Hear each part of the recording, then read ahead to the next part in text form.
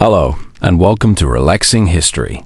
Tonight, we invite you to settle in, to find a comfortable position, and to let your mind drift away from the present.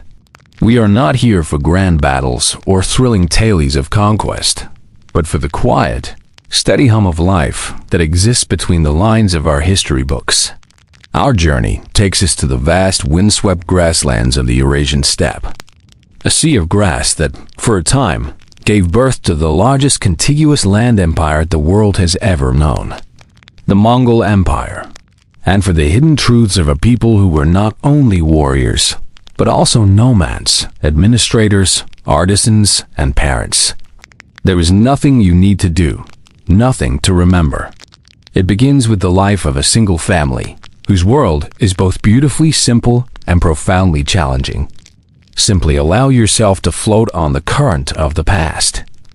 When we hear that name, our minds often conjure images of thunderous hooves, of cities falling, and of a fierce, unstoppable force. And while those things are a part of the story, they are not the whole story. They are the crashing waves on the surface of a deep and far more complex ocean. Tonight, we will explore that ocean.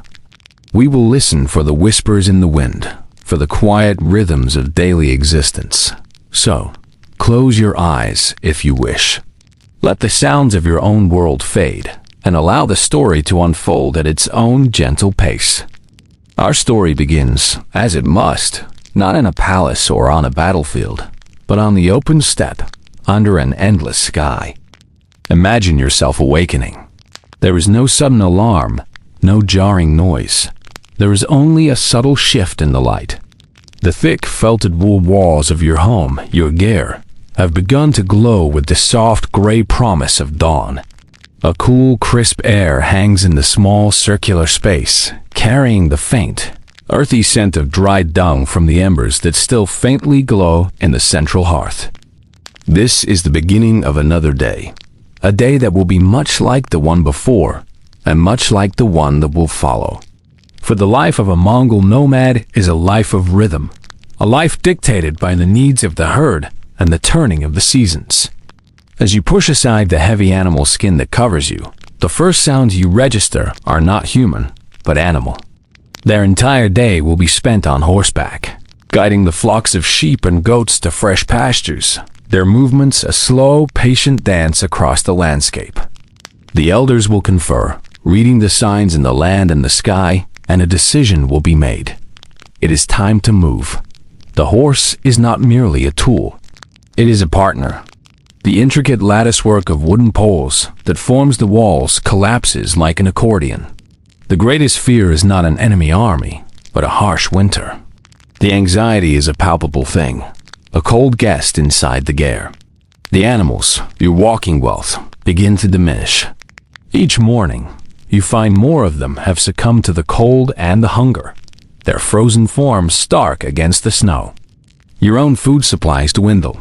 The dried meat and the hard cheese curds are rationed with painstaking care. There is no one to call for help. There is only your family, your dwindling resources, and the hope that you can endure until the spring thaw. The reality is stark. A bad Zud can wipe out a family's entire herd, leaving them with nothing. Lives are often cut short by these brutal winters. This is known as the Zud. The Zud can arrive in many forms. You learn to read the weather in the shape of the clouds and the direction of the wind. The horses grow strong again. The ewes give birth to a new generation of lambs. The rhythm of life, for a time, returns to its gentle, predictable pattern, and the cycle of survival on the great green sea of grass begins once more. You learn to use every single part of an animal, wasting nothing. The sinew becomes thread, the bones become tools, the hide becomes clothing and shelter. You learn that the survival of the individual is inseparable from the survival of the group. It can be a summer of drought that leaves the grass thin and the animals weak. Or it can be a winter of impossibly deep snow, a thick white blanket that prevents the animals from digging down to the grass they need to survive. The worst is an ice Zud, when a brief thaw followed by a hard freeze encases the entire steppe in a sheet of impenetrable ice. The central roof ring, the tunnel, is carefully lowered. Every piece has its place, and within a few short hours, the entire home is packed onto the backs of carts or strong Bactrian camels. The place where your family has lived for weeks is now just a circle of flattened grass, a temporary scar on the land that the wind and rain will soon erase. From childhood, you have learned to ride so well that the horse feels like an extension of your own body, a seamless union of human and animal. And then, the process is reversed. The gare rises again, its door always facing south, a small, warm anchor in the vast wilderness. This cycle of movement is the central truth of your life. Home is not a place on a map. It is wherever your family and your herds happen to be. The gentle bleating of sheep nearby, the lowing of a yak, and the distant proud nicker of a horse greeting the morning. These sounds are the bedrock of your existence. Your animals are your wealth, your food, your clothing, your transportation. They are, in a very real sense, your world. Stepping out of the gare through its single low wooden door, you are greeted by the vastness of the steppe. The land rolls away in every direction, a seemingly infinite expanse of green and brown under a sky that feels impossibly large. The women and older children move to the animals that have been kept close overnight. Their hands, nimble and strong, begin the morning milking of the ewes and the mares. This milk is the foundation of your diet. It will be drunk fresh, it will be churned into butter, and it will be set to ferment in leather bags, slowly transforming into the sour, slightly alcoholic beverage known as arag, a staple of steppe life. It will also be boiled down and dried into hard, chalky curds called arul, a vital source of protein that will sustain you through the lean times. There are no fences, no roads, no permanent structures to break the horizon, save for the scattering of other gares that make up your small family camp, or ale. The work begins immediately, a practiced and almost silent series of tasks. The men and the older boys are already with the main herds, their keen eyes scanning for any sign of trouble, a stray wolf, a lame horse, the first sign of sickness.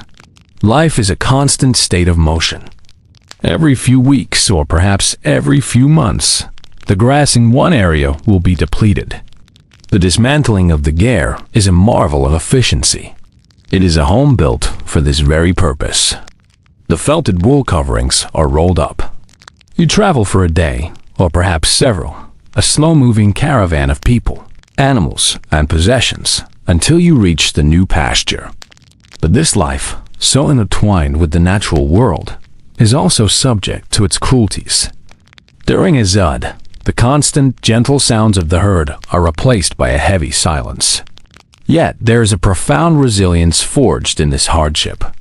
And when the winter finally breaks, when the first green shoots of grass push through the melting snow, a quiet collective sigh of relief ripples through the camp. From the vast, open anonymity of the steppe, where life is a collective struggle for survival, our focus now narrows. We gently shift from the story of a people to the story of a person. In this world, power was wielded directly, through force and through loyalty forged in battle. In the complex web of steppe politics, her uncle was the powerful ruler Wang Khan, a one-time ally. Her husband, Tului, was a formidable warrior, perhaps one of the finest commanders in the Mongol army. But he was also known for his excessive drinking, a common vice among Mongol elite. While he was away on campaigns, and even after his early death, the administration of their vast and wealthy appanage, the lands and people assigned to them, fell to Sorgatani. She patronized not only her own Nestorian Christian church, but also gave generous funding to Buddhist monasteries and Muslim madrasas. This was not just piety. It was brilliant policy. She navigated the treacherous currents of the Mongol court with infinite patience and skill. She observed the rivalries, the weaknesses, the shifting alliances. She ensured her sons received the finest education possible, not just in the Mongol traditions of riding and archery, but in the arts of governance and administration. But the story does not end there. Her influence continued to shape the empire through all four of her sons. By supporting all faiths, she ensured the loyalty of a diverse population and cultivated an atmosphere of tolerance that made her lands a safe haven for merchants, scholars, and artisans from across Eurasia. And later rival to the rising Temujin, the man who would become Genghis Khan. With Tolui, she had four sons, Mangi, Kublai, Ulagu, and Arik Beyche. In a society so thoroughly dominated by men and military might, this woman, through her intelligence, her patience, and her quiet, unyielding ambition, had successfully maneuvered her own lineage onto the imperial throne. She had, in essence, guided the future of the largest empire in the world. After her husband's death, Sogatani dedicated her life to a single, ambitious goal: to see one of her sons become the great Khan, the ruler of the entire Mongol Empire. It is a testament to the fact that in the grand sweeping narrative of history, the most profound changes are sometimes set in motion not by the thunder of a charge, but by the careful, deliberate, and brilliant mind of a woman who simply refused to be a footnote. After the Carats were defeated and absorbed by the Mongols, Sorgatani, known for her exceptional intelligence, was given in marriage to Genghis Khan's youngest son, Tolui. She understood that a prosperous and stable domain was more valuable in the long run than one that was bled dry. The stage was set for a Kurultai, the great assembly of Mongol nobles who would elect the next leader.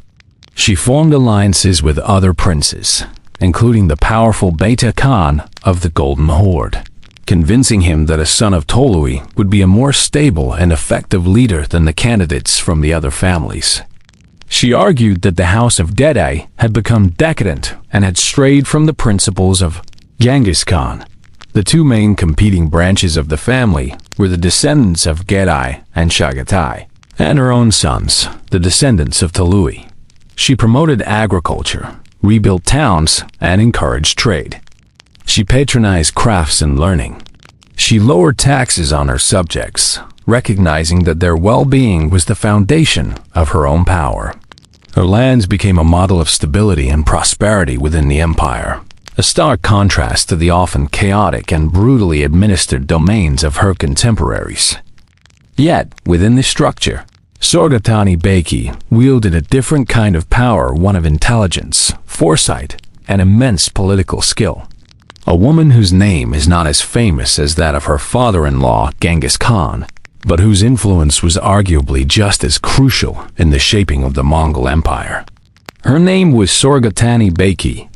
Imagine a world dominated by warriors, a world of conquest, of hard men who lived and died by the sword and the bow. She was not born a Mongol. She was a Karat, a member of a neighboring Turkic tribe, and a Nestorian Christian. This was a common practice, a way of binding defeated tribes to the new order. But Sorgatani was anything but a common prize of war. And she did not just manage it, she made it flourish. In a time when Mongol leaders were often content to extract wealth from their conquered lands, Sorgatani took a different approach. Her wisdom was not limited to economics. Sorgatani was a devout Christian, but she understood the complex tapestry of faiths within the empire. But her greatest and most enduring achievement lay with her children. The line of succession after Genghis Khan had passed to his third son, Gedai. Sorgatani served Gedai and his son Gayag loyally, never showing her hand. When the great Khan Gezhuf died unexpectedly, the opportunity she had been waiting for finally arrived. Sorgatani orchestrated a political masterpiece. She used her immense wealth and the stability of her domains as proof of her family's fitness to rule. Her strategy was flawless. In 1251, her eldest son Mangi was elected Great Khan. She had achieved her goal. Manji became a respected and effective ruler who sought to reform the empire's administration. Kublai, her second son, would go on to conquer the rest of China, establish the Yuan dynasty, and become one of the most famous emperors in Chinese history. Hulagu, her third son, would march west, founding the Yokinate in Persia and forever changing the landscape of the Middle East. And her youngest, Arik Beke, would serve as regent and later contest the throne with his own brother Kublai, a testament to the ambition she had instilled in all of them. Sorgatani Beki did not live to see the full extent of her son's accomplishments. She passed away shortly after Mongik's election, but she had done more than enough. Her story is a quiet one, a story of strategy, not swords. We have spoken of power, of influence, of a legacy written across the face of a continent, but now we turn to a void, a place of absolute secrecy. We turn our attention to one of history's most profound and enduring mysteries, the final resting place of the man who started it all, Genghis Khan. In the year 1227, during his final campaign against the Tangut people, the great Khan died.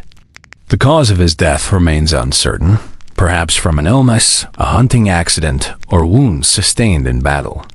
But the events that followed his death are the stuff of legend, a carefully orchestrated effort to create a secret that would last for eternity. A funeral procession, carrying the Khan's body, began its long, slow journey home. In the traditional Mongol belief system, the soul of a powerful leader remained a potent force after death.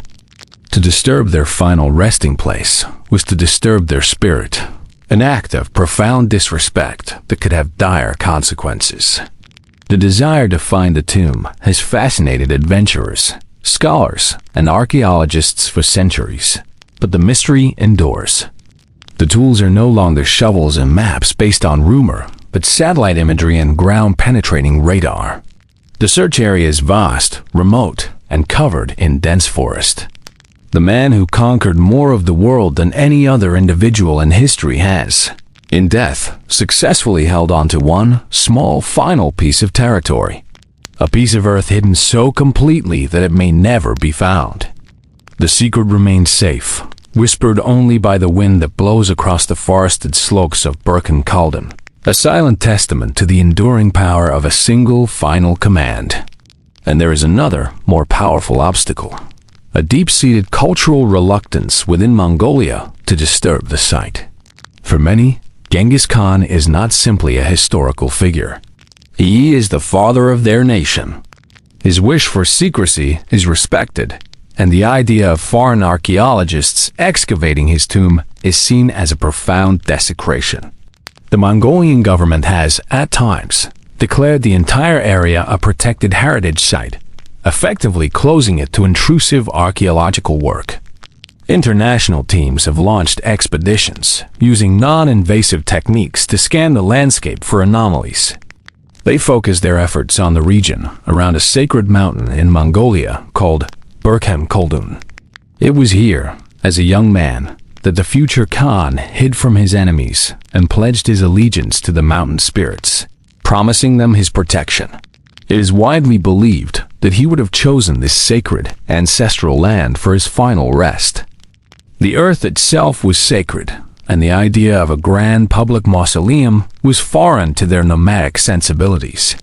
According to the legend, every living thing that crossed the path of this procession, every person, every animal was put to the sword. It could not become a focal point for rebellion or a site of pilgrimage that could grant legitimacy to a challenger.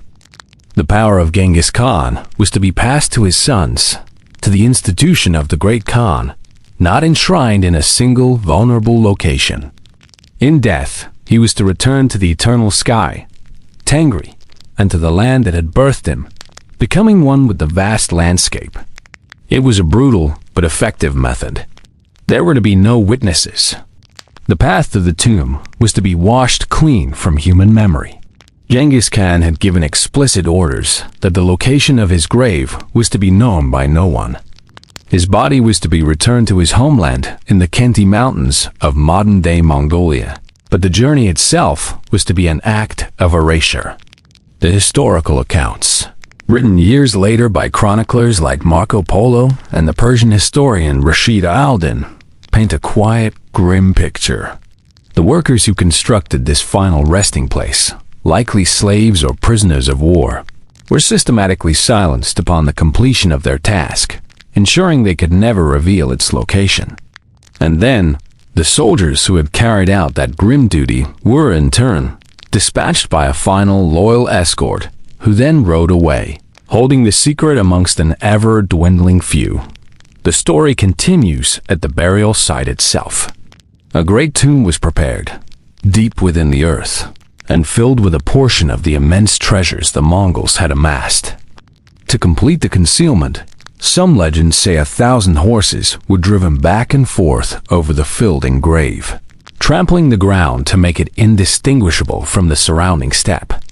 Others claim a river was diverted to flow directly over the site, hiding it beneath a permanent watery veil.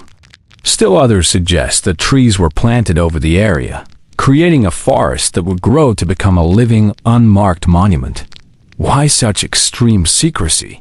The reasons are likely a mix of the spiritual and the practical. Practically, an unknown grave could not be desecrated by enemies seeking a symbolic victory. For nearly 800 years, this secret has been kept. In our modern age, the search has taken on a new character.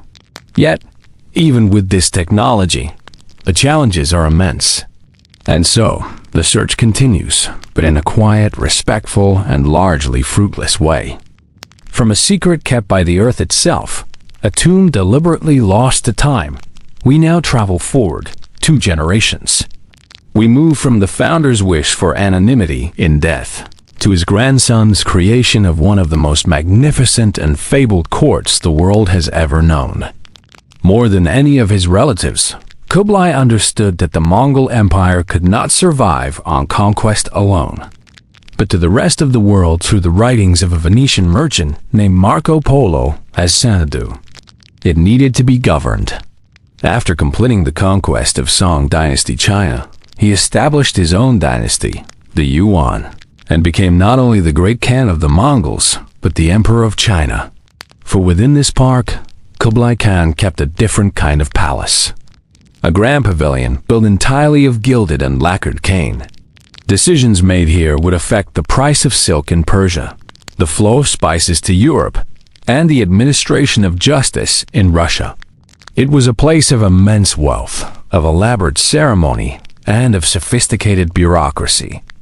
Kublai Khan, ruling from the serene grandeur of Xanadu, represented the culmination of his grandfather's conquests, the transformation of a nomadic tribe into the masters of a global empire. It was held together not by nails or mortar, but by more than 200 cords of pure silk. They would begin the long journey south to the great winter capital, the city of Dadu, which we know today as Beijing. Xanadu would be left to the quiet of the coming autumn, a dreamlike place resting in the memories of those who had been there, and in the verses of poets yet to come, who would write of its stately pleasure dome without ever having seen its serene and ordered beauty. The interior was lined with exquisitely worked fabrics, protecting the inhabitants from the rain. It was a structure of immense size and beauty, yet it was completely portable. At the Khan's command, a specialized team of workers could dismantle it piece by piece and move it to any other location within the park. It was, in essence, the most luxurious gear ever conceived, a magnificent tent that allowed the emperor to feel the nomadic freedom of his youth while surrounded by the splendors of his empire. He was a man who stood with one foot on the steppe and the other in the heart of the world's oldest civilization. Here, you would find the Mongol elite, still practicing their martial traditions and drinking fermented maize milk, though now from golden goblets. But you would also find Confucian scholars from China, acting as advisors, Persian astronomers charting the stars, Tibetan lamas serving as spiritual guides. The home of felted wool has been replaced by halls of polished marble. The scent of burning dung for fuel has been replaced by the sweet smell of incense. The simple diet of milk and meat has been transformed into elaborate banquets with delicacies from every corner of the empire. And European merchants and missionaries, like the Palas who were welcomed for their knowledge of distant lands. We leave the wild steppe behind and arrive at the summer palace of Kublai Khan, Xanadu. Kublai was the son of Tolui and the brilliant Sorgatani Beki, and he inherited both his father's ambition and his mother's political acumen. It is a place of perfect order. Within a larger square wall lies a smaller one, and inside that, at the very heart, stands the great palace. Marco Polo described it as a marvel, built of fine marble and other handsome stones.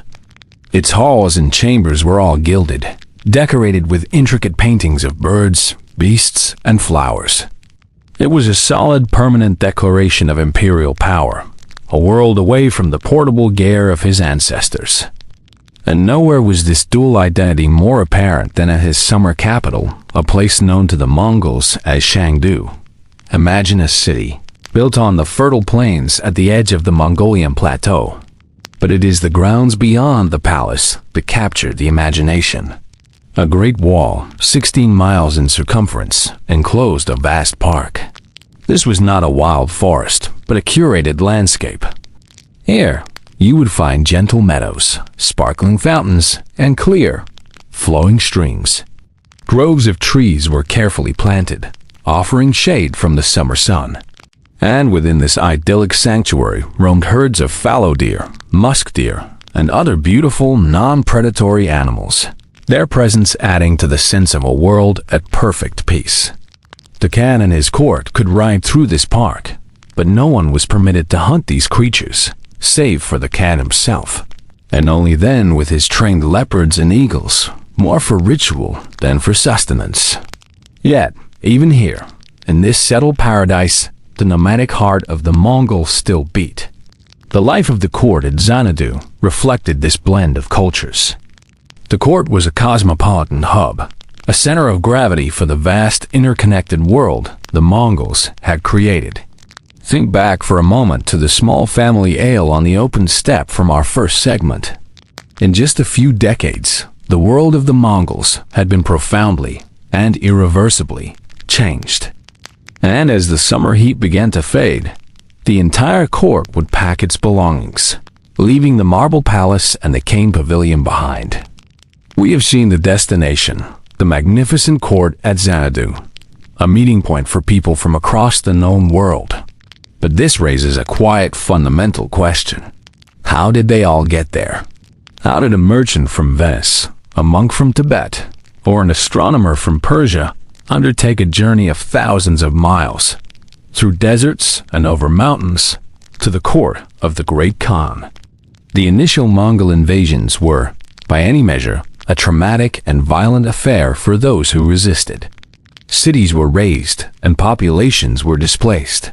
And yet, what followed this period of unification was something entirely new. The answer lies in one of the most remarkable and paradoxical achievements of the Mongol Empire, a century of relative peace and stability known as the Pax Mongolica, the Mongol Peace. It is a paradox because this era of peace was born from one of the most rapid and disruptive periods of conquest in human history. While likely a folktale, the story illustrates a fundamental truth. For the ordinary traveler, the roads had never been safer. A traveler could journey for months and never leave the domain of the great Khan. This system of relay stations, placed roughly a day's ride apart, provided fresh horses, food, and lodging for official Mongol messengers. It was not a single road, but a sprawling web of paths and connections that now pulsed with life as never before. The impact was transformative. Valuable horses for the armies and stables of the Khan. The Mongols, so often remembered as nomadic warriors, were also the world's great connectors. They had, through their conquests, torn down the walls that separated civilizations and, in their place, paved the road. And down that road, for 100 years, the world traveled, exchanging not just silk and gold, but the very ideas that would shape the future. More importantly, It was a conduit for ideas, technologies, and cultures. The secrets of Chinese gunpowder, the compass, and printing technology slowly made their way westward, where they would eventually reshape the destiny of Europe. In the other direction, Islamic knowledge of medicine, mathematics, and astronomy flowed into China. Religions also traveled these paths, as we saw with the Nestorian Christian Sorga Tani Beki, and as we would see with the spread of Buddhism and the journeys of Christian and Muslim missionaries. But its benefits extended to merchants as well, who, with the proper authority, could use the system to speed their journeys and ensure their safety. This political unification was the foundation upon which the peace was built. Before the Mongols, Eurasia was a fractured mosaic of competing kingdoms, empires, and caliphates. From east to west came the treasures of China, moats of shimmering silk, so fine and light, chests of delicate porcelain with its smooth, cool feel, rare spices that had traveled from the islands of the south, and bricks of tea, which was beginning its journey to becoming a global beverage. A merchant wishing to travel from the Black Sea to China would have had to cross dozens of borders, pay countless different tolls and taxes, and navigate a treacherous landscape of shifting alliances and endemic banditry. The law code established by Genghis Khan, known as the Yasa, was famously strict. It prescribed death for major offenses like murder, but also for theft and adultery. This harsh justice had a profound effect on the safety of the realm. Local lords and chieftains who had once preyed upon travelers were brought to heel. Banditry, once a constant threat, was suppressed with an iron fist. The journey was, for most, impossibly dangerous and expensive. The Mongol conquests changed everything. By bringing the vast territory from Eastern Europe to the Pacific Ocean under a single, unified rule, they eliminated those borders. The Mongols then enforced this peace with ruthless efficiency. It was said, perhaps with some exaggeration, that during the height of the Pax Mongolica, a maiden carrying a sack of gold could walk from one end of the empire to the other completely unharmed. This security was supported by an incredible piece of infrastructure, a communications network known as the Yam. With the continent unified and the roads made safe, the ancient network of trade routes we call the Silk Road was reborn. Imagine the slow, steady flow of goods. And from west to east flowed the riches of Europe and the Middle East. Precious metals like gold and silver, fine glassware from Venice, textiles of wool and linen, and straw. But it was not just material goods that traveled this revitalized network. The Pax Mongolica, therefore, was far more than just an absence of war. It was the creation of a vast, interconnected world. We have followed the paths of commerce and seen how the Mongol peace connected the world. But among the most precious cargo carried along these revitalized trade routes were not silks or spices, but the beliefs that people carried in their hearts and minds. It was a faith as vast, as open, and as all-encompassing as the landscape from which it grew. It was, at its heart, beautifully and powerfully simple. Faiths traveled freely across the Mongol Empire, which raises a profound question: what of the Mongols themselves? What did these conquerors of the world believe? The native spiritual tradition of the Mongol peoples was a practice we now call Tangrism. The central focus of worship was Tangri, the eternal blue sky. Imagine standing on the endless steppe, the great dome of the sky stretching from one horizon to the other, all-encompassing faith of their own. What is perhaps most remarkable about the Mongols is the way they treated the faiths of others. In an age often defined by religious warfare, the Crusades in the West, more philosophical reason as well. The Mongols appeared to believe that all religions, in their own way, a monk in a Tibetan monastery, a merchant in a mosque in Samarkand, a priest in a church in Armenia, and a shaman on the Mongolian steppe, all looking up at the same vast, eternal blue sky, the great silent canopy that arched over them all, a symbol of the ultimate power they all sought, each in their own way, were reaching for the same divine power. the God of the Christians and Muslims, the Dharma of the Buddhists. Perhaps these were all just different names, different paths, to the same ultimate reality personified by Tengri. The great Khans often believed that the prayers of any holy person, regardless of their specific faith, were a benefit to the empire. Sectarian strife in the Middle East. The Mongol Empire practiced a consistent and extraordinary policy of religious tolerance. He was not considered a god on earth. Rather, he was the chosen instrument of Tengri. These men and women were intermediaries between the human and spirit worlds. Their empire was a vast patchwork of peoples and creeds. To enforce a single religion would have been a recipe for endless rebellion.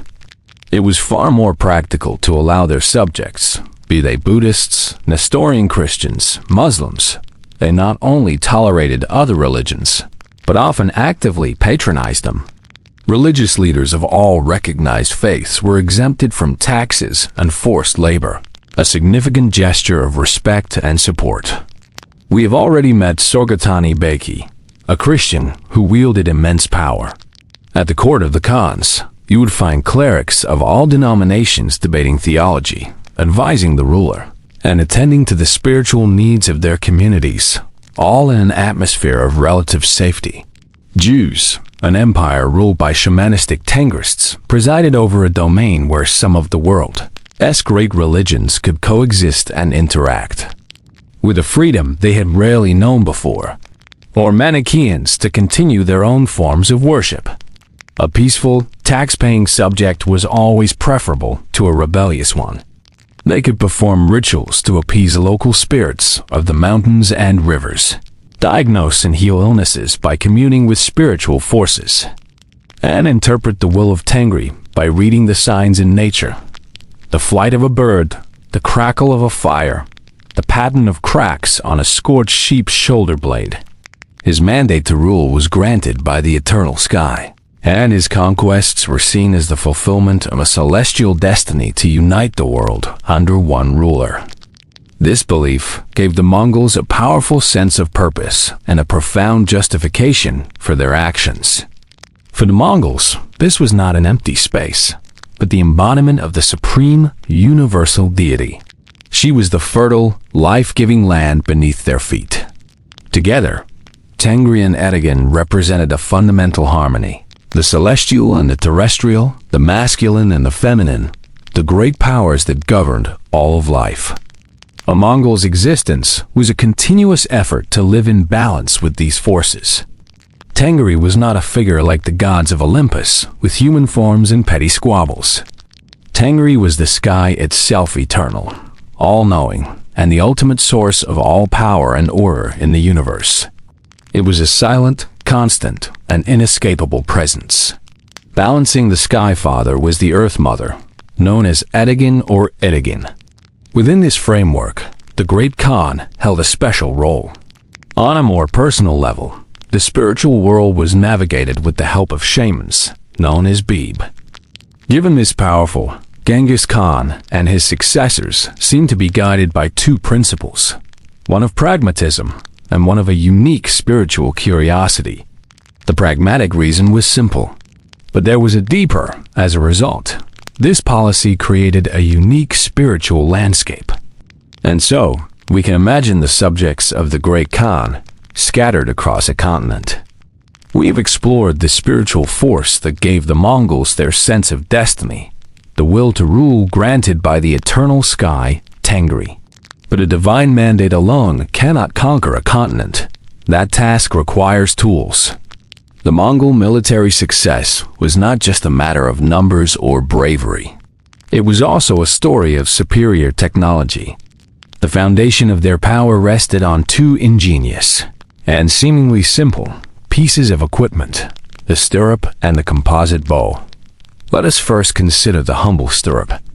To us, it seems like an obvious part of a saddle, a simple loop of metal for the rider's foot. But its impact on mounted warfare was nothing short of revolutionary. Imagine, for a moment, riding a horse at high speed without stirrups. You must grip the horse constantly with your legs. Your hands are occupied not just with guiding the horse, but with maintaining your balance. Any sudden turn or the act of striking with a weapon threatens to unseat you. Your connection to the horse is one of tense survival. Now, imagine that same rider placing their feet into a pair of sturdy stirrups. The world changes. The stirrup provides a stable platform. The rider can now stand, absorbing the jarring motion of the galloping horse with their knees and ankles. Their upper body becomes a separate, stable entity, free to turn and twist. The horse is no longer just a mount. It has become a mobile weapons platform. The stirrup anchors the rider to their horse, creating a single cohesive fighting unit. This stability was the crucial foundation upon which all other Mongol cavalry tactics were built. With that stable base secured, we can now turn to the engine of Mongol power, their composite bow. From a distance, it might have looked like any other bow, but it was a masterpiece of engineering, a laminated weapon forged from a careful recipe of organic materials, each chosen for its unique physical properties. The process of making one was long and painstaking, a testament to generations of accumulated knowledge. The core of the bow was typically made of wood, perhaps birch or bamboo, providing the basic frame. But the magic lay in the layers meticulously glued to this core. On the belly of the bow, the side facing the archer when drawn, a layer of animal horn was applied. Often, this was the horn of a water buffalo, chosen because horn is incredibly strong under compression. When the bow is drawn, the belly is squeezed together, and the horn resists this compression, storing a tremendous amount of energy. On the back of the bow, the side facing away from the archer, layers of sinew were painstakingly applied. These were long tendons, usually from the legs and backs of deer or cattle, combed into fine fibers and glued down. Sinew has the opposite property of horn. It is incredibly strong under tension. It resists being stretched. These disparate elements were fused together with a special adhesive, often a powerful glue rendered from the air bladders of fish, known for its strength and its resilience to changes in temperature and humidity. The shape of the bow was also a work of genius. Unstrung, it was not a gentle curve, but a distinct C shape, with its tips or cias curving sharply away from the archer. This is called a reflexed recurve design. The act of simply stringing the bow required immense strength, bending the limbs against their natural curve and preloading the entire weapon with a huge amount of tension before the archer even began their draw. When the string was pulled back, these materials worked in perfect, powerful harmony. The sinew on the back stretched, resisting the tension. The horn on the belly compressed, resisting the pressure. An enormous amount of potential energy was stored in the limbs. Upon release, this energy was transferred to the arrow with incredible efficiency. The horn snapped back to its shape, and the sinew contracted with immense force. The result was a bow that was relatively small and light, perfect for wielding from the back of a horse, but which possessed a power and range that far exceeded the simple wooden longbows used by many of their infantry opponents. It was an elegant, compact, and highly efficient engine of war. Now, bring these two technologies together. Picture the Mongol warrior, standing steady in his stirrups. This stability allows him to use the powerful muscles of his back and shoulders to draw the high-resistance composite bow to its full capacity. He can aim and fire in any direction, turning at the waist, even firing backwards at a pursuing enemy. The famed Parthian shot, all while his horse continues its charge. He is the seamless integration of a stable platform and a powerful, long-range weapon. These were not just tools of conquest. They were artifacts of profound ingenuity, a quiet testament to a deep, practical understanding of physics and biology, honed over centuries in the unforgiving environment of the steppe. They were the physical manifestation of Mongol power. We have spoken of the tools of the Mongols, the stirrup that gave them stability, the bow that gave them power. But to truly understand these creations and the people who perfected them, we must now turn our attention to the world that forged them. We must explore the vast, challenging, and profoundly influential environment of the Eurasian steppe. In the spring, after the winter snows melt and the brief rains fall, the steppe can transform into a vibrant ocean of green, dotted with the bright, ephemeral colors of wildflowers. But this lushness is fleeting. As the summer sun climbs higher, the green fades to a golden brown, and the land takes on a dry, baked quality. Imagine a world with a low horizon and a very large sky. This is the steppe.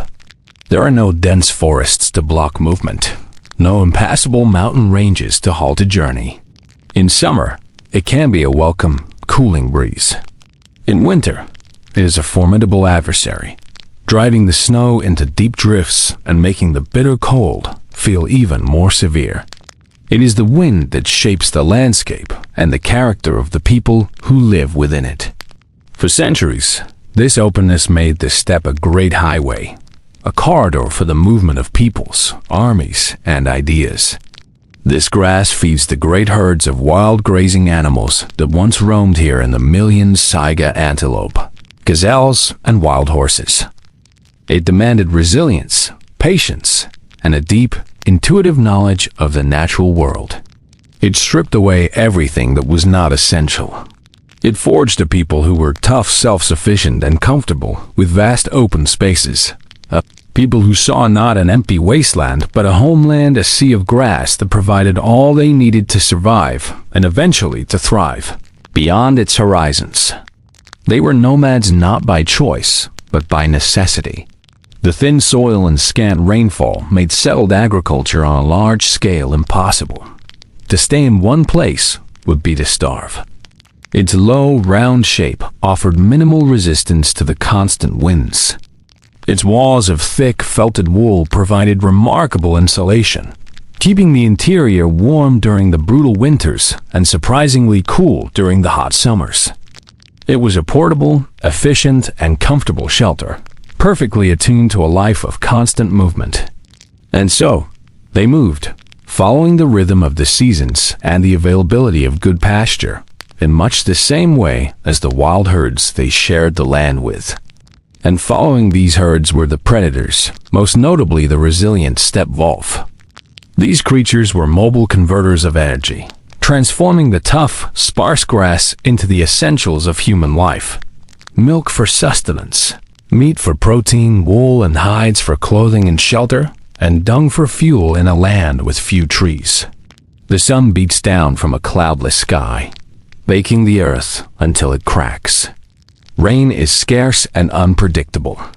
Life is a constant negotiation with the availability of water for both people and the animals upon which they depend. It is an immense biome, a temperate grassland that stretches in a nearly unbroken band from the edges of Eastern Europe, across Central Asia, all the way to Manchuria. This means the winters are long and profoundly cold. The temperature can plummet far below freezing, and a relentless, biting wind can sweep across the plains, finding its way through any seam in one's clothing. The cold is a physical presence, a constant pressure that dictates the terms of survival. It is, for all intents and purposes, a sea of grass. This is not the soft, manicured grass of a park. It is a hardy, resilient vegetation, evolved over millennia to survive incredible hardship. The defining characteristic of this landscape is its openness. For hundreds of miles in every direction, the land can roll on with no significant barriers. The climate of this sea of grass is one of extremes.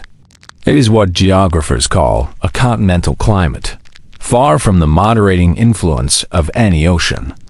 The summers, in contrast, are often intensely hot and dry, and always there is the wind. It is the constant voice of the steppe. The entire ecology of this vast space is built upon the foundation of its grass. The Mongol way of life was a direct, ingenious adaptation to this environment. Their own herds, the sheep, goats, horses, and camels, were a curated collection of animals perfectly suited to this world. Their home, the Ger, was a masterpiece of environmental design. The steppe, then, was both a harsh and unforgiving master, and a profoundly shaping force. We have explored the vast open world of the Eurasian steppe, a landscape that seems to embody a spirit of boundless freedom and wildness. But for a society to thrive in such an environment, and to project its power across the world, it cannot be truly wild. It was this chronic disunity that kept them weak and divided. Genghis Khan understood that to build a nation, he first had to build order. The Yasa was his tool for that construction. It requires an internal structure, a set of rules to bind it together. For the Mongols, this structure was a code of law known as the Yasa. In a nomadic society where a person's entire wealth and livelihood consisted of their herds, theft was a profoundly destabilizing crime. The Yasa treated it with utter severity. It commanded hospitality to travelers, ensuring that anyone crossing the vast lands of the empire could find sustenance. Anyone caught with a stolen horse, for example, was required to return it along with 9 others of the same kind. These were the rules of a people who understood their deep dependence on the natural world and sought to live in accordance with its purity. It explicitly decreed that all religions were to be respected and that their priests, monks, and other holy persons were to be exempted from taxes and public service. The Yasa was more than a list of prohibitions. It was the embodiment of a vision. It was the operating system for the Mongol nation, a code of conduct that valued unity above all else, and which enabled a small group of nomads to create a stable society, a disciplined army, and an empire that would change the course of history. This was not merely a suggestion. It was the law of the land, enforced across the empire. If they could not, their children were taken instead. For major theft, the penalty was absolute. This strictness created a remarkable degree of honesty within Mongol society. It provided a common set of expectations and a predictable system of justice. This internal order, this domestic peace, was the essential prerequisite for the creation of the larger Pax Mongolica. The Mongols could only enforce peace upon the world because they had first imposed an iron peace upon themselves.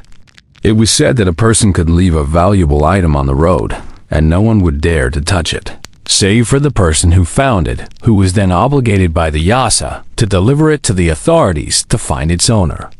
Before Genghis Khan, the tribes of the steppe were caught in a near-constant cycle of inter-clan warfare, of raids, betrayals, and blood feuds. Betrayal of one's commander or desertion from the battlefield were capital crimes. This law effectively ended the culture of shifting allegiances and infighting, binding all Mongols to a single leader and a single cause. The Yasa was not a law book in the modern sense. No great stone tablets were carved, no scrolls were distributed for all to read. It was, for the most part, an unwritten code, a collection of decrees, traditions, and judgments issued by the Great Khan. Its contents were held as a secret among the Mongol princes and nobility, a sacred inheritance that formed the legal and moral bedrock of the empire. It was an invisible framework, a silent agreement that governed the conduct of a people. The principles of the Yasa were designed to directly counteract the traditional weaknesses of nomadic society and to forge a new, unified identity. Its first and most important principle was absolute loyalty. The Yasa forbade, under penalty of death, peace with any prince or people who had not submitted to the Great Khan. The Yasa also brought a new level of order to daily life. The code also regulated social conduct to ensure stability. It forbade adultery, recognizing it as a source of conflict and a threat to the integrity of family and clan alliances. And as we have touched upon, the Yasa codified the Mongol policy of religious tolerance.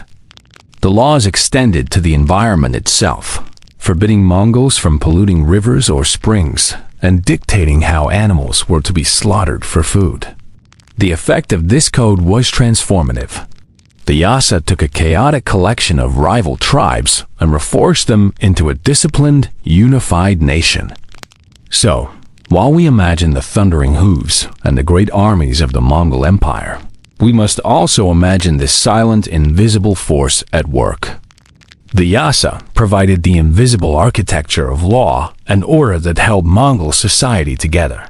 This same genius for organization, this same emphasis on absolute discipline, was mirrored in the structure of their most formidable creation, the Mongol army. But this was an illusion. In reality, the Mongol army was one of the most rigidly organized and disciplined military machines of its time. Every fighting man was placed into a unit based on the number 10. The foundation of this organization was a simple, yet profoundly effective mathematical structure: the decimal system. These 10 were often brothers, cousins, or close neighbors. They were sworn to each other, commanded to fight together and to protect one another. In the Mongol army, loyalty was not an abstract concept. It was a practical requirement for survival. If any one man from an arban deserted in battle, the other 9 were executed. This created an unbreakable bond of mutual responsibility. The most famous and most psychologically potent of these was the feigned retreat. They would skirmish for a time, launching volleys of arrows, probing the enemy lines. Then, suddenly, and seemingly without warning, they would break. They would turn their horses and appear to flee in a state of utter panic and disarray. To their enemies, the Mongol forces often appeared as a chaotic, unpredictable horde, a terrifying storm that appeared on the horizon and swept everything away. The discipline that holds a battle line together begins to fray. Soldiers, sensing an easy victory, surge forward, breaking their formation in a rush for glory and spoils. It was a combination of the decimal system's rigid discipline and the feigned retreat's fluid deception. It required every soldier to trust the plan implicitly, to retreat on command without truly breaking, and to turn and fight at precisely the right moment. It was a testament to their training, their command structure, and their deep, practical understanding of battlefield psychology. It was the art of turning an enemy's strength into their greatest weakness. Commanders often lose control of their men, who were now strung out in a long, chaotic pursuit. The commander of a Zuan was often a man who had distinguished himself in battle, promoted on merit rather than bloodline. Genghis Khan reorganized his entire military, breaking the old tribal structures and allegiances. They continued to fire their powerful composite bows from the saddle, firing backwards at their pursuers, whittling down their numbers and sowing further confusion. They were not running from their enemy. They were leading them. As the exhausted and disorganized enemy poured into a valley or onto an open plain, hidden Mongol reserves, often heavy cavalry who had been waiting patiently, would emerge on their flanks. The fleeing Mongol force would suddenly turn, reforming their lines and charging back into the fray. The smallest group was the arban, a squad of 10 men. 10 of these arbans were grouped together to form a company of 100 men called a Zuan. 10 Zuans, in turn, formed a regiment of 1,000 men, a Mingan. The enemy force, once so confident, was now surrounded, their formation broken. Their soldiers winded and separated from their comrades. The carefully laid trap had closed. The outcome of such an envelopment was almost always decisive. And finally, 10 Mins were brought together to form the largest standard operational unit of the Mongol army, the Tumen, a division of 10,000 warriors. This decimal system was a masterpiece of command and control. Orders from the Khan could be passed down through the chain of command from the commander of a Tumen to his 10 Minghang commanders, and so on with breathtaking speed and clarity. Every single soldier knew who his commander was, and he knew his precise place within the larger whole. The army could be maneuvered with the precision of a chess master moving pieces on a board. It could divide, converge, and respond to changing battlefield conditions as if it were a single living organism. This incredible discipline allowed the Mongols to perfect complex tactics that other, less organized armies could not hope to replicate. Imagine a battlefield. The Mongol force, often a smaller contingent of their highly mobile horse archers, would advance and engage their enemy. For an opposing army, the sight of a fleeing enemy is an almost irresistible temptation. But the fleeing Mongols were not in a panic. This was a carefully choreographed maneuver. As they fled, they maintained their spacing, goading their opponents onward, and they were leading them into a trap. At a prearranged location, the trap would be sprung. The hunters had become the hunted. This tactic, used time and time again, reveals the essence of the Mongol military genius. We have seen the Mongol as a lawmaker and a warrior, a master of discipline and strategy. It is an image of stark efficiency and function. But to see only is to miss the vibrant, creative heart of their culture. The same hands that could expertly draw a composite bow could also tool leather with intricate patterns and set silver with precious stones. Its design was first and foremost practical. The high pommel at the front and the tall cantle at the back created a deep, secure seat, cradling the rider and providing the stability needed to ride for long distances or to use a bow from the saddle. The Mongol world, for all its harshness, was filled with color, craftsmanship, and a unique and rugged beauty. The traditional Mongol garment, a long wrap-around robe called a deel, was a practical piece of clothing designed to protect against the wind and cold. But it was also a canvas. While everyday work clothes might be simple, a formal deel could be made of vibrant silk, obtained through the trade routes of the Pax Mongolica in brilliant shades of blue, red, and gold. The cuffs, collars, and hems were often decorated with exquisite embroidery, silk threads creating complex patterns that flowed across the fabric. The wood itself was often intricately carved with swirling, endless knot patterns. It was frequently adorned with overlays of metal. Most prized of all was silver. It was covered with thick, colorful felt rugs, known as shiadaks. The creation of this felt was itself a rhythmic, ancient craft. Sheep's wool was layered, wetted, and then tightly rolled and compressed for hours, a process that transformed the loose fibers into a dense, durable textile. To make the rugs, artisans would cut bold patterns from brightly dyed pieces of felt interlocking horn motifs or a classic design, and then painstakingly stitch them onto a solid base layer, creating a stunning graphic mosaic of color that brought warmth and life to the interior of the home. And the bright punctuation of color from the stones, all set against the rich, dark brown of expertly tooled leather. Even everyday objects, like the wooden bowls used for drinking arag, might be decorated with carved patterns or silver rims. It tells us that even in a life defined by hardship and constant movement, the human need for creative expression finds a way. For the Mongols, art was tough, practical, and portable. It was a vibrant, rugged beauty, born on the steppe and perfectly suited to a life lived in the saddle under the vast and endless sky. Art was not something to be put on a wall and admired from a distance. It was something to be worn, used, and carried with you. A Mongol saddle was a declaration of status, a personal crest, and a masterpiece of craftsmanship, all before it was ever cinched to a horse's back. These silver plates were not plain, but were themselves works of art, chased with delicate filigree, or stamped with motifs of dragons, clouds, or symbols of good fortune.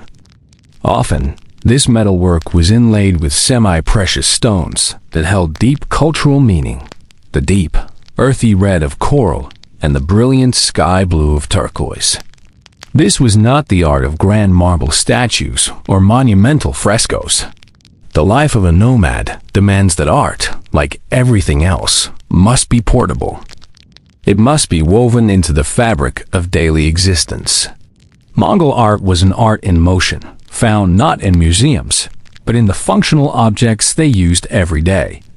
And perhaps no single object better represents this fusion of function and artistry than the Mongol saddle.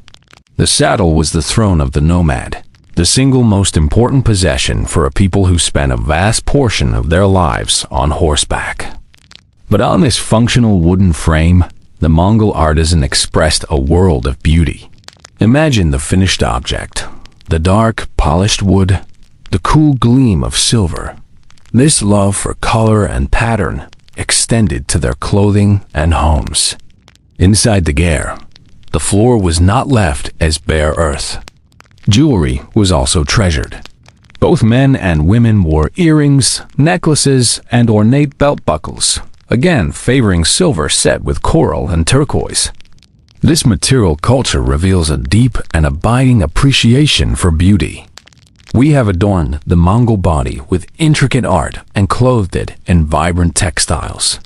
Now, we turn inward, to the methods used to heal and protect that body when it was faced with injury or illness. In a world without modern science, on the vast and often unforgiving steppe, health was a precious commodity, and medicine was a complex tapestry woven from spiritual belief and practical, earthbound knowledge. They understood that an ailment might have its roots not in the body, but in the spirit. In a state of controlled trance, often induced by the steady, rhythmic pulse of a large frame drum, the shaman would travel beyond the veil of the physical world. They would commune with the spirits of nature, the souls of the ancestors, and the great powers of the sky and earth to discover the root cause of the imbalance. These were typically not spiritual specialists, but people, frequently elder women, who possessed a deep, generational knowledge of the physical properties of the world around them. They knew which plants could be used to brew a tea to soothe a cough, which roots could be ground into a poultice to draw out infection, and which leaves, when chewed, could ease a painful stomach. They knew the antiseptic properties of certain lichens, the digestive benefits of rhubarb root, and the calming effects of wild thyme. This was a wisdom learned not from books, but from the earth itself, passed down from mother to daughter through centuries of careful observation and keen, practical observation, designed to maintain that most delicate of things, the balance of life in a challenging world. They were the keepers of an ancient, herbal wisdom, and bone setters developed a respected and practical skill in manipulating fractured limbs back into place. They were two sides of the same coin, reflecting a holistic understanding of health. A person suffering from a persistent cough might visit a dom for a soothing herbal tea, while at the same time consulting a shaman to ensure that a lung spirit had not been offended. The body and the spirit were treated in concert. They understood the importance of diet and knew which foods, particularly the nutrient-rich organ meats of their animals, could restore strength to a weakened body. They also practiced forms of traditional medicine, like cauterization, the strategic application of focused heat to certain points on the body, believed to block the path of an illness or to stimulate the body's own healing energies. Perhaps the sick person had angered the spirit of a mountain by felling a tree without permission. Perhaps they had polluted a sacred spring. Or perhaps, in a moment of fright or despair, a piece of their soul had detached and wandered away, leaving them vulnerable and incomplete. For the Mongols, health was understood as a state of balance. A balance between a person and their environment, between the physical body and the spiritual self, and between the human world and the vast, unseen world of spirits. Illness, therefore, was often seen as a symptom of disharmony. The question was not just what was wrong with a person, but why. If a nature spirit had been offended, the shaman would lead a ceremony of apology, offering prayers and symbolic gifts. If a soul had been lost, the shaman would undertake a spiritual quest to find it, to persuade it, and to guide it back to the body of the sick person. If a malevolent entity was the cause, the shaman would engage in a spiritual battle, using chants, sacred objects, and the power of their drum to drive it away. The rhythmic, hypnotic beat of the shaman's drum was the sound of healing, a vibration intended to realign the spiritual world. To answer the why, one often turned to the shaman, the beep. The shaman was the spiritual diagnostician. The shaman's diagnosis was a journey into the spirit world. The treatment that followed was therefore a spiritual remedy. It was a ritual performance designed to restore harmony. But Mongol medicine was not purely spiritual. Alongside the shaman existed another kind of healer, a practical expert in folk medicine, often known as a dom. A dom knew the landscape not just as pasture, but as a vast medicinal cabinet. These folk healers were also skilled in practical treatments. In a society of horsemen, broken bones were a common occurrence. These two traditions, the spiritual work of the shaman and the physical remedies of the dom, were not in opposition. This was a medical system born of its environment, a blend of profound spiritual belief. Our last exploration touched upon how food could be used as medicine, a way to restore balance to the body. We now broaden our focus to the very sustenance that built and fueled the Mongol people. The Mongol diet, like so much of their culture, was not one of luxury or elaborate variety, but of profound resourcefulness. It was a culinary tradition shaped entirely by the seasons and drawn directly from the herds that formed the core of their existence. The five snouts, as they were called: sheep, goats, cattle, horses, and camels. The Mongol food year was divided into two distinct halves, a rhythm of white and red. The summer was the season of white foods, or dairy products. With the grasses lush and the animals giving plenty of milk, this was the time of abundance. Milk from all the herds was used, but the most prized of all was the milk of the mar, which was transformed into the national drink of Mongolia, arag. Imagine the scene, repeated in every nomadic camp across the steppe. The mares are milked several times a day. This fresh milk is poured into a kukur, a large open-topped leather bag that hangs inside the ger. The work of making arag is a constant communal task. A long wooden plunger is used to churn the milk, and anyone who enters or passes the ger is expected to take a turn, plunging the paddle up and down dozens of times before moving on. This continuous agitation, combined with the work of natural yeasts, begins a process of fermentation. The lactose in the milk breaks down, and over the course of a day or two, it transforms into a tangy, effervescent, and slightly alcoholic beverage rich in vitamins and minerals. Arag was more than a drink. It was food, a refreshing and nourishing staple that sustained them through the long, hot days of summer. Other dairy products were preserved for leaner times. We have spoken of a rule, the hard, dried curds of sour milk that were left to dry on the roof of the ger. These stones of milk, so hard they could be gnawed on for hours, were a vital, long-lasting source of protein and calcium, perfect for carrying on a long journey. Cream was skimmed to make a rich clotted cream called grim, and other milks were cultured to create a variety of yogurts and soft cheeses.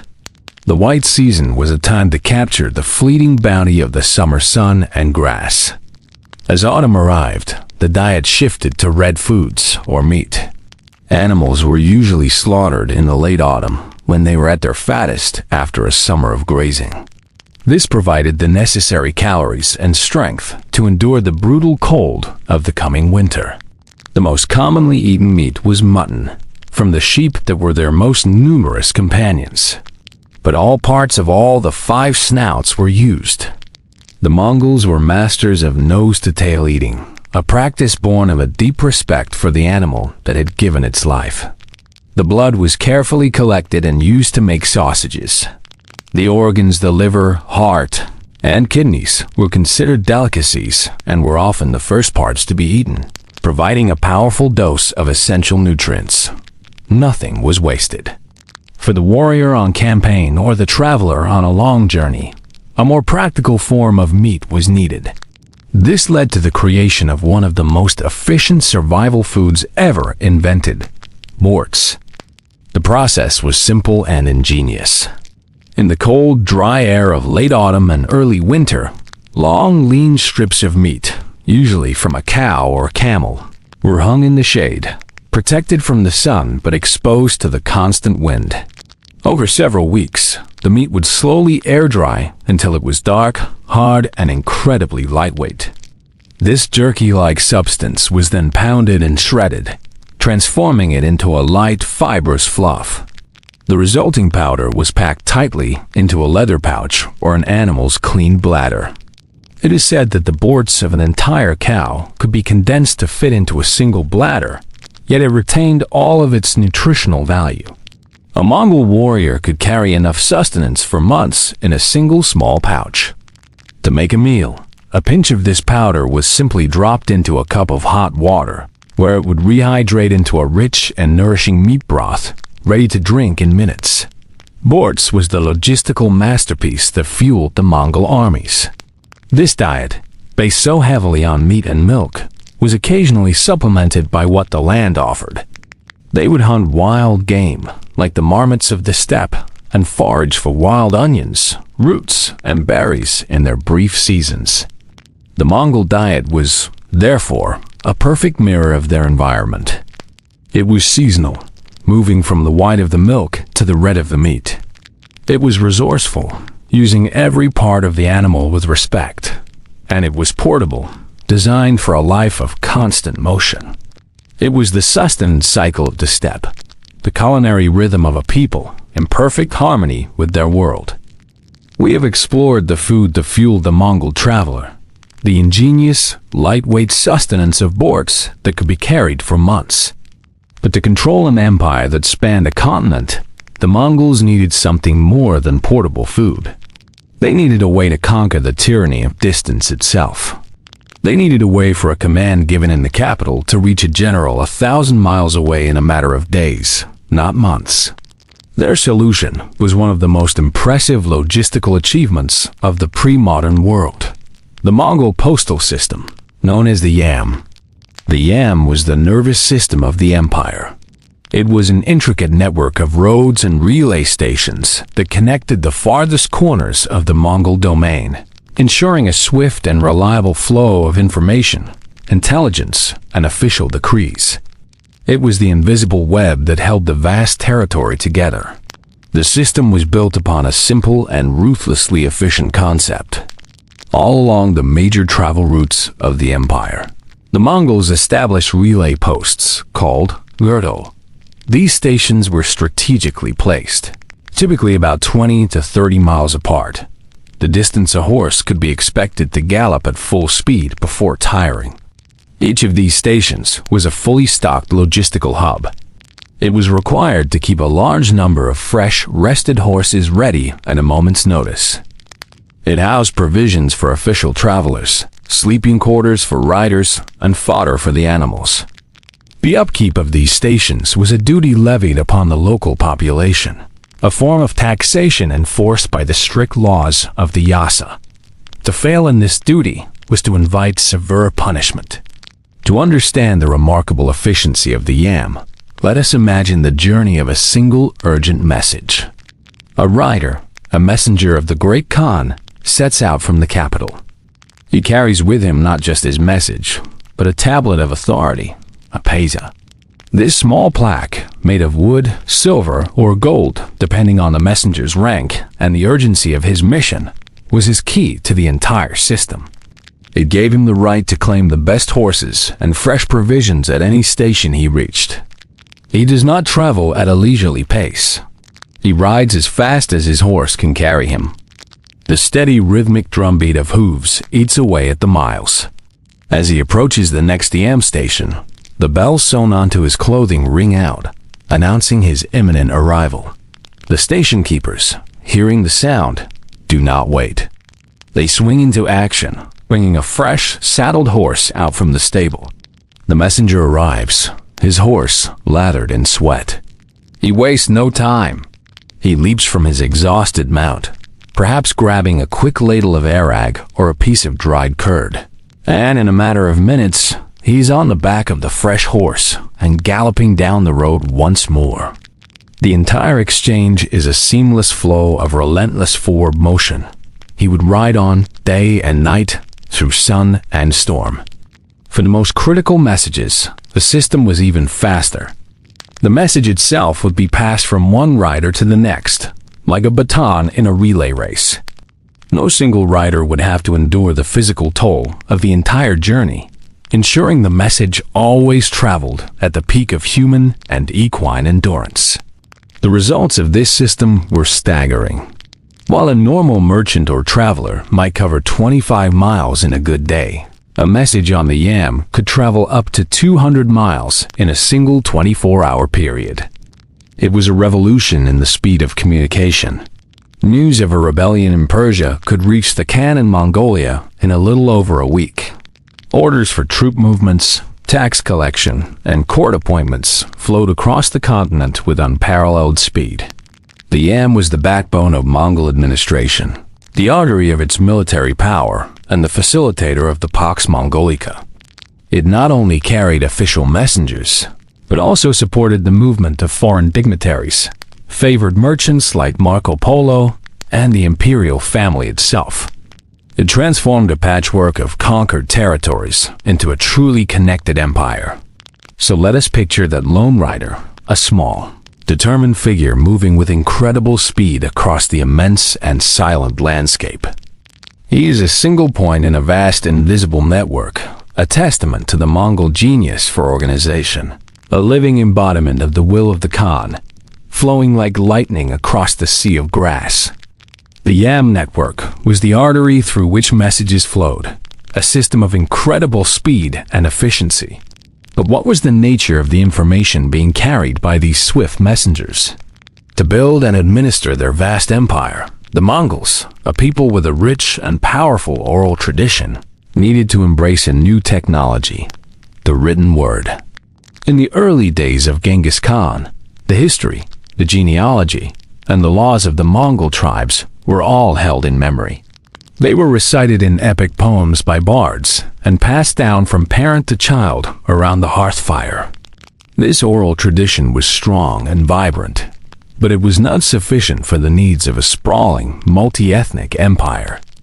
Decrees needed to be recorded accurately. Laws needed to be codified. Taxes and troop numbers needed to be tallied. Genghis Khan, ever the pragmatist, recognized this need. The solution presented itself during his campaigns against the Naiman, a neighboring tribe in the west. Upon their defeat, the Khan's men captured the keeper of the Naiman ruler's seal, a man named Tatatanga. He was a Uyghur, a Turkic people who had long been settled along the Silk Road and possessed a sophisticated culture and, most importantly, a written language. Genghis Khan saw the power in the scribe's ability to capture words on a page. He spared Tatatanga and gave him a new, vital task: to adapt the Uyghur alphabet for the Mongolian language. Imagine this script. Unlike the scripts of Europe or the Middle East, which are written horizontally, the Uyghur-derived Mongol script is written in beautiful, elegant vertical columns, which flow down the page from left to right. It is a script that seems to mirror the rain falling from the sky or the long grasses of the steppe. This new writing system was quickly adopted as the official script of the empire. It was used to write the Pesa, the tablets of authority for the yam messengers. It was used to record a definitive, though private, version of the Yasa law code. It became the language of administration, allowing the great Khan to govern his domains with a new level of precision and consistency. It was a borrowed tool, but one that the Mongols made entirely their own. With the power of writing now in their hands, the Mongols could do more than just issue decrees. They could record their own story in their own words. And this impulse gave birth to the first and greatest masterpiece of Mongolian literature, The Secret History of the Mongols. The title itself is intriguing. The history was likely secret because it was intended only for the Mongol royal family. It was their private chronicle, their origin story, meant to be read by the descendants of the great Khan, not by outsiders. The work is not a dry, factual chronicle. It is a sweeping epic saga. It begins in the mists of legend, with the mythical ancestors of Genghis Khan, a blue-gray wolf and a fallow doe who came across the sea.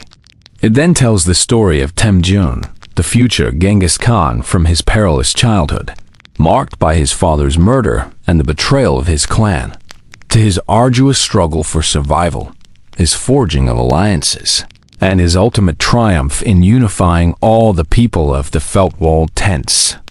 The voice of the secret history is direct, earthy, and often poetic. It does not shy away from the complexities of its hero. It shows us a Genghis Khan who is not only a brilliant strategist and a divinely mandated ruler, but also a man who experiences doubt, who grieves for his friends, who falls into rages, and who is capable of both brutal cruelty and profound loyalty. It is a remarkably human portrait. This priceless text survived the centuries in a fragile way, not in its original Mongol script, but in later copies where the Mongol words were painstakingly transcribed using Chinese characters, chosen purely for their phonetic sound. From these phonetic copies, the original text could be reconstructed, allowing this ancient voice to speak to us once more. The adoption of writing gave the Mongols a tool to run an empire, but the creation of the secret history gave them a mirror for their own soul. It was the moment a great oral culture found its written voice, ensuring that the epic story of the Mongols, as they themselves understood it, would not be lost to the winds of the steppe. We have seen how the Mongols recorded their own story in the epic saga of the secret history, a narrative filled with the names of tribes, of lineages, and of powerful family bonds. To truly understand the Mongol world, we must now look deeper at these bonds, at the very building blocks of their society, the intricate and all-important web of kinship. In the vast open steppe, a person alone was vulnerable. Identity and security were not individual pursuits. They were found within the group.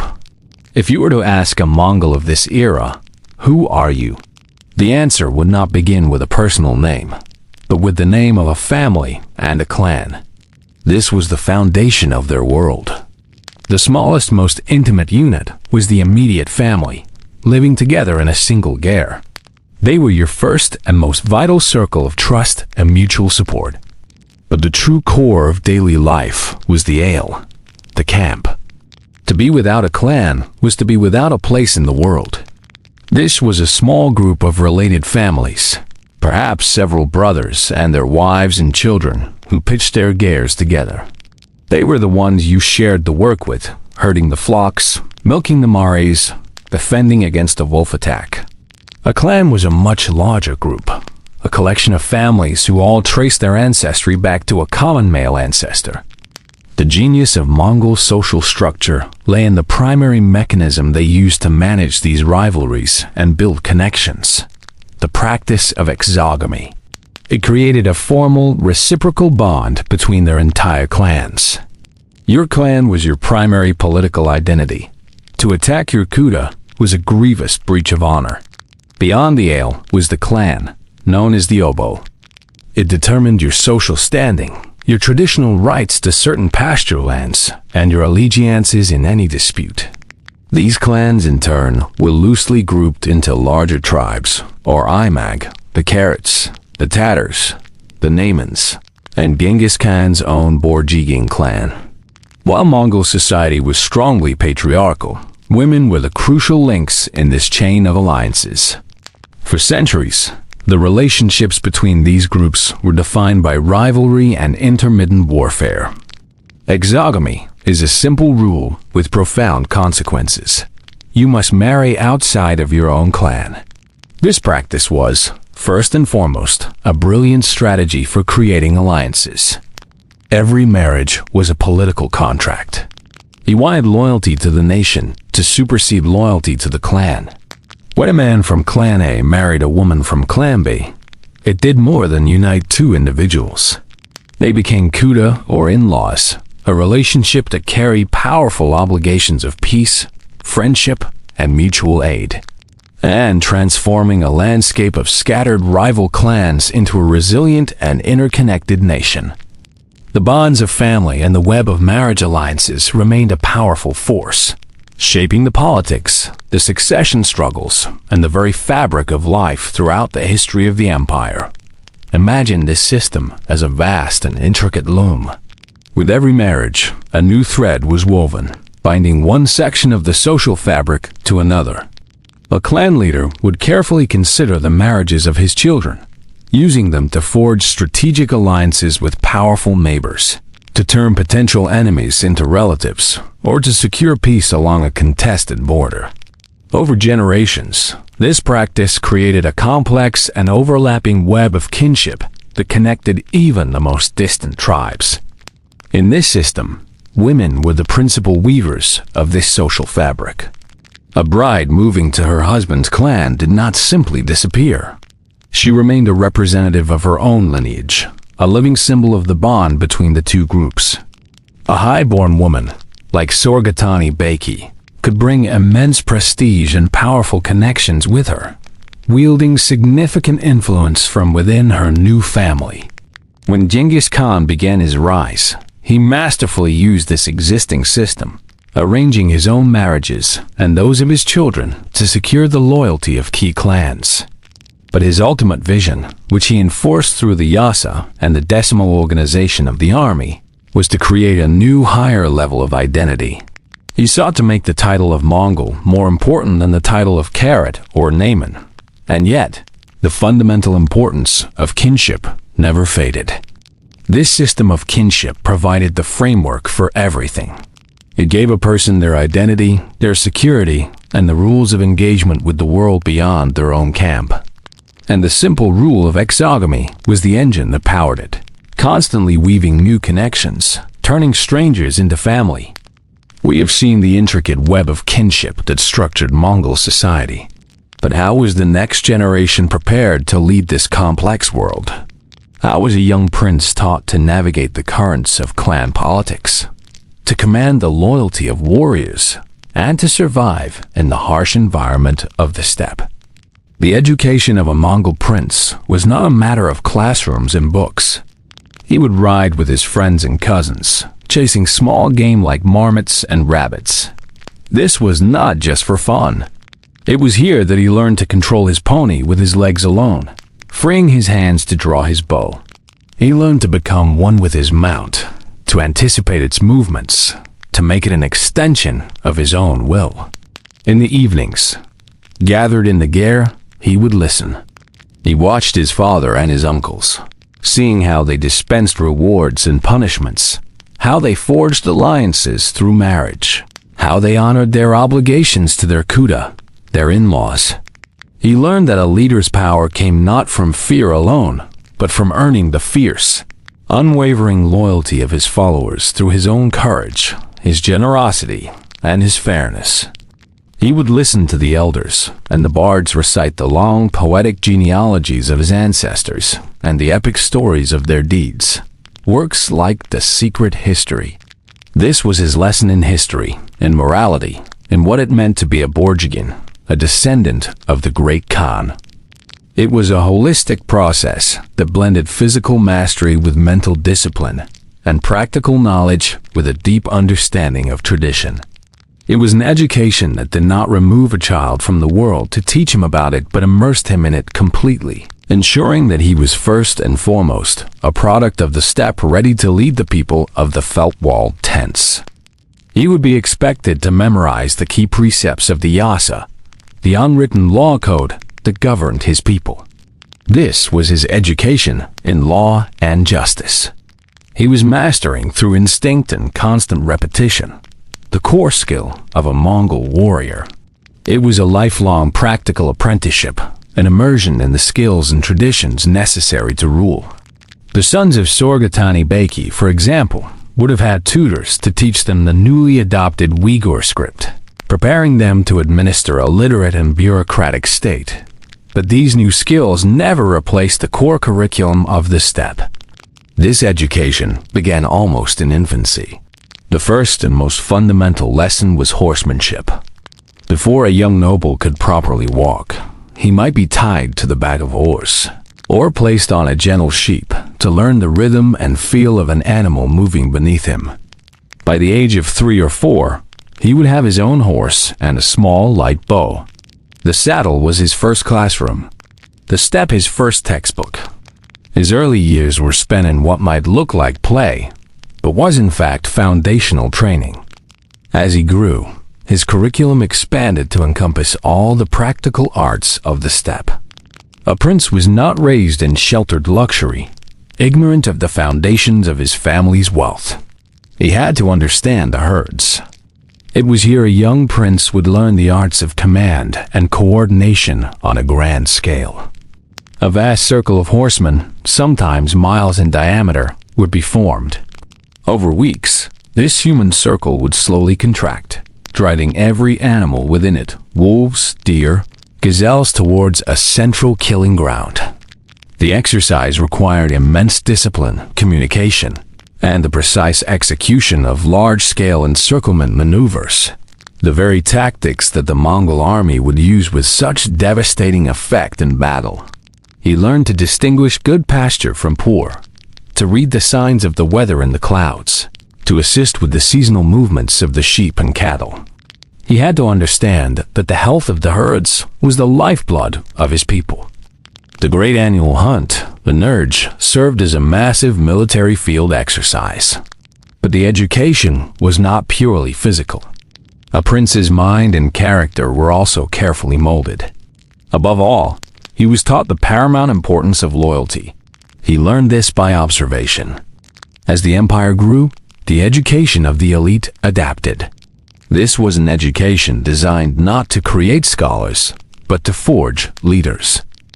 The education of a Mongol prince was a lifelong process, deeply embedded in the practical realities of the seasons. This same natural cyclical rhythm governed the life of the entire Mongol nation. Their calendar was not one of abstract dates and months, but of tangible, seasonal tasks, punctuated by festivals that celebrated the very essence of their way of life. After the brutal cold of winter, the melting of the snow and the first appearance of green grass was a profound relief. The herds were strong and fat, grazing on the rich grass. The sun was warm and the days were long. This was the time for making white foods. The constant, rhythmic churning of arag, the making of cheeses, and the drying of milk curds for the winter ahead. It was a time of relative ease, of plenty, and the perfect season for social gatherings. The first Sagan Sa, or the White Month,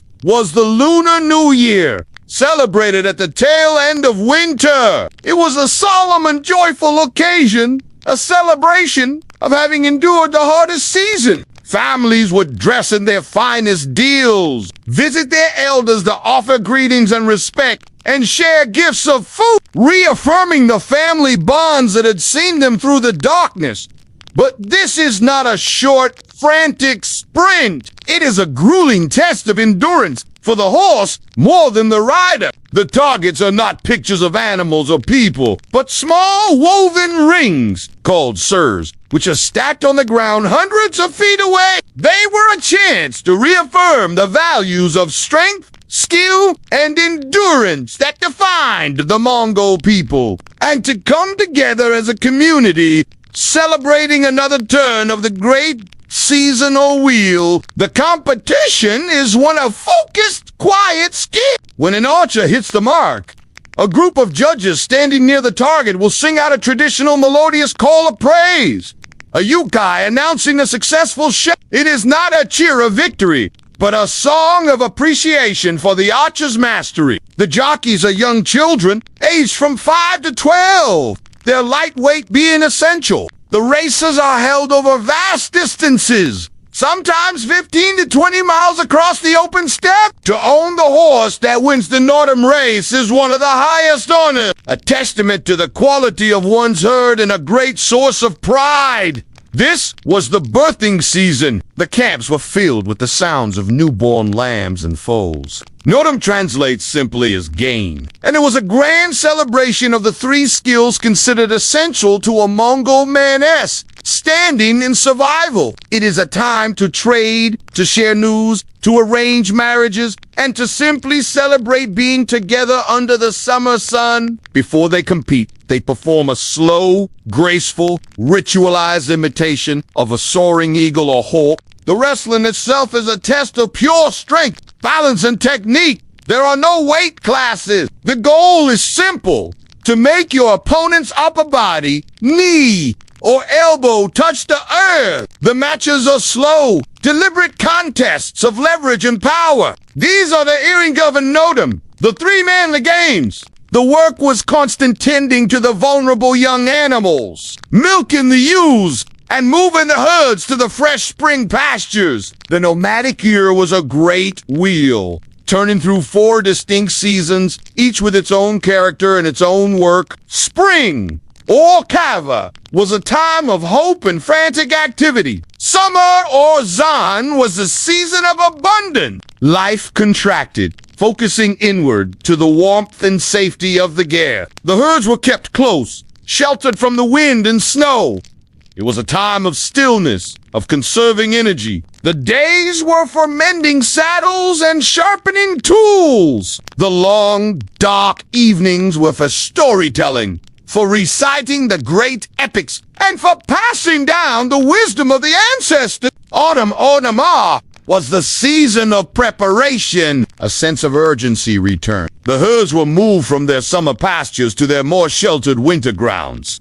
Animals were selected for the winter meat supply, and the process of making boards began. Gars were repaired, and extra layers of felt were added for insulation. Everyone knew the cold was coming. Winter-o, Jivel, was the season of survival. This yearly cycle was marked by 2 major festivals, but the great festival of the Mongol year, the embodiment of their culture, was Notum, held in the joyful abundance of summer. Imagine a wide, grassy valley filled with hundreds of gears. People from clans across the region have gathered. The atmosphere is festive and social. The first game is wrestling, or BDH. The wrestlers emerge, wearing only a traditional embroidered vest that exposes the chest, called a zodog, and small briefs. The second game is horse racing. The third game is archery. Men, and often women,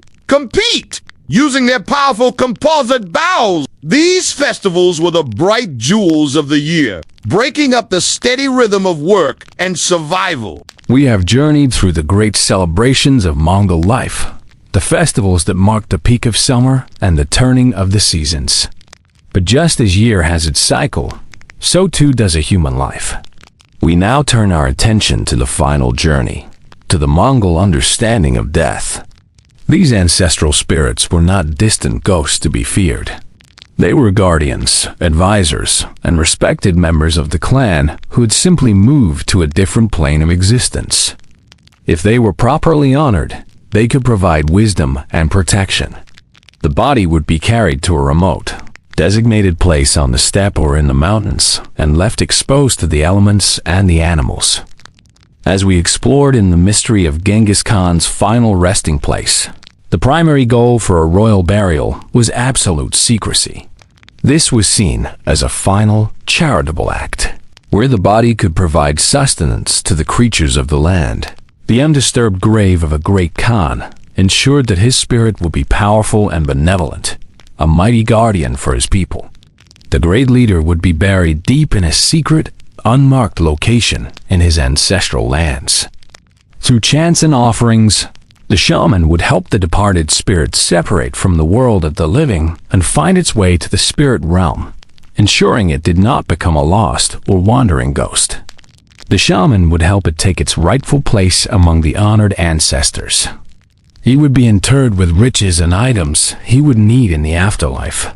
And then, all traces of the location would be erased by the trampling of 1,000 horses, the planting of a forest, or even the diverting of a river. All who knew the location were silenced, so that the secret would be kept for eternity, preserving the sanctity of the most powerful ancestor of all. A desecrated tomb, on the other hand, would be a national catastrophe, an insult that could weaken the spirit and bring ruin to the empire. And as the most direct way to return one's physical form to the great natural cycle of life and decay.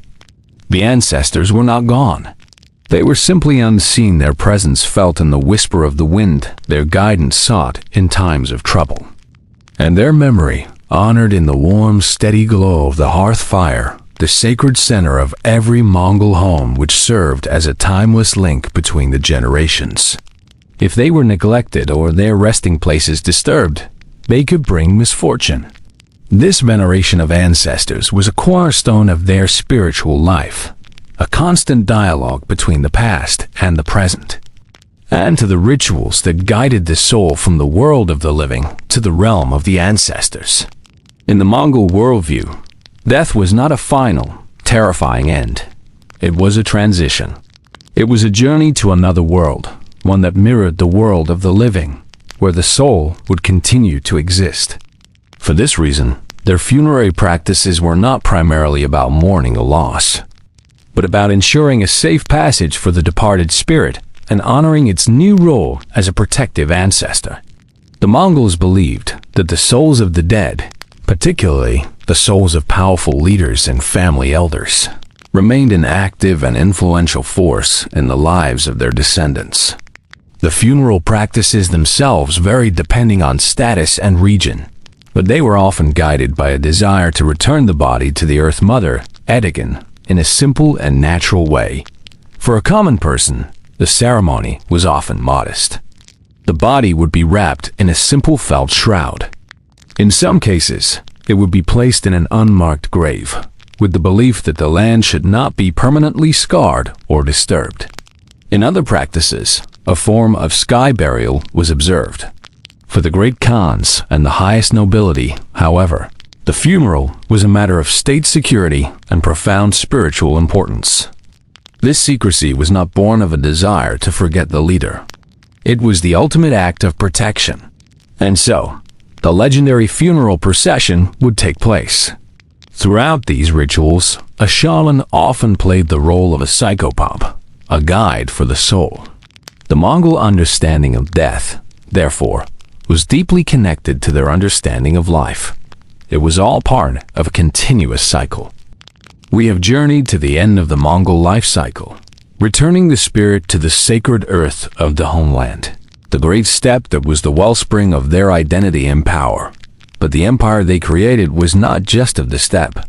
It was an empire of cities, of settled peoples, of farmers and artisans. It is a world of endless horizons and constant motion. Genghis Khan's son and successor, Gede, understood this. To manage the vast bureaucracy of their conquered lands, to serve as a center for trade and diplomacy, a fixed capital was needed. And so, on the plains of the Orkhon Valley, the city of Karakorum rose. William of Rubruck counted 12 temples belonging to various faiths, likely Buddhist and Taoist, as well as 2 mosques. And at the very edge of the city, a single Nestorian Christian church. A world whose rhythm is dictated by the turning of the seasons and the needs of the herds. It was a grand affair, built in a Chinese style that adapted for Mongol tastes. Its most famous feature was a magnificent mechanical silver tree. On one hand, the steppe, mobile, pastoral, and kin-based. On the other, Karakorum, stationary, commercial, and cosmopolitan. The currency of the steppe was the herd. The currency of Karakorum was silver coin. The home of the steppe was the felt ger. The home in Karakorum was of mud brick or wood. At the base of this life-size tree stood 4 silver lions. They might hold court in the palace for a part of the year, but they often preferred to live in their vast tented encampments set up on the plains outside the city walls. Karakorum was a necessary tool of empire, a place to meet foreign ambassadors and to store tribute. But home, the place where they felt truly themselves, was still the open grassland. When the Khan wished to serve drinks to his guests, a signal was given, and from the mouth of each lion, a different beverage would flow: grape wine, fermented maize milk, rice wine, and honey mead, all piped through hidden conduits to the top of the tree and down into silver basins. It was a whimsical marvel of engineering, a symbol of the immense wealth and talent the Khans could now command. A visitor in the mid-13th century, the friar William of Rubruck, described it not as a monolithic Mongol city, but as a cosmopolitan hub, a microcosm of the empire itself. Life is lived in the ger, a warm, circular home of felt that can be dismantled and moved in a matter of hours. Karakoram was the symbol of what they had built. The steppe was the symbol of who they were. And in the quiet tension between these two worlds, the great Mongol experiment played out. The economy is based on the self-sufficient wealth of the five snouts. And the worldview is one of deep connection to the Sky Father, Tengri, and the Earth Mother, Edagan. The steppe was the Mongol soul, the source of their strength and their enduring identity. This created a profound duality, a gentle tension that lay at the very heart of the Mongol world. A contrast best seen by comparing the traditional life on the open plains with life in their imperial capital, the city of Karakoram. First, let us recall the world of the steppe, the homeland we have visited throughout our journey. Here, you would find workshops producing fine silks and other crafts, the buildings capped with the elegant curved tile roofs of their homeland. There was another, larger quarter for the Saracens, the Muslim merchants and craftsmen from Persia and Central Asia. This area was filled with the bustle of a great bazaar, and its skyline was marked by the presence of mosques. But an empire cannot be ruled from the saddle alone. Imagine this city, a stark contrast to the surrounding emptiness. It was enclosed by great earthen walls, a declaration of permanence in a world of mobility. Karakoram was divided into distinct quarters. There was a quarter for the Chinese artisans who had been brought there for their skills. The city was a testament to the Mongol policy of religious tolerance. At the center of it all stood the Khan's palace. Here, then, was the great divide of the Mongol world. Yet, even with this grand capital, many Mongols, including the Khans themselves, remained people of the steppe. This duality defined the Mongol Empire. It was a balancing act between their nomadic past and their imperial future, between the saddle and the throne, the ger and the palace. And so, our long journey across the sea of grass and through the heart of a great empire comes to a quiet end. We have felt the wind on the steppe and the warmth of a fire in a felt-walled ger. We have seen the world through the eyes of the nomad, the artisan, the shaman, and the Khan. We have traced the invisible lines of order in the Yasa and the physical lines of connection in the Yam postal system. We have seen the intricate beauty of a silver-inlaid saddle and understood the stark ingenuity of boards, the dried meat that fueled a conquest.